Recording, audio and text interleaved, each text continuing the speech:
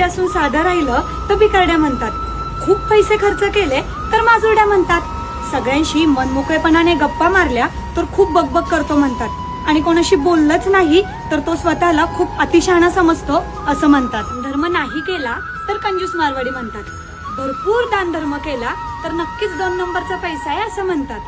बायकोचं ऐकलं तर बैल, नाही ऐकलं तर नक्कीच काहीतरी भानगड असणार आहे असं म्हणतात. तब्येत चांगली केली तर फुकटचं खाऊन सुधरत चाललाय म्हणतात. आणि जर तब्येत कमी केली तर याला नक्कीच काहीतरी आजार असणार, म्हणूनच हा मारायला लागलाय असं म्हणतात. सगळ्या कार्यक्रमांना हजेरी लावली तर याला काही कामधंदाच नाही म्हणतात. आणि जर नाही गेलं तर याला माणुसकीच नाही असं म्हणतात. सगळे लोक असतात, लोक त्यांचं काम करत असतात, आपण आपलं काम करत राहायचं. लोक पायी चालू देत नाही आणि घोड्यावरही बसू देत नाही.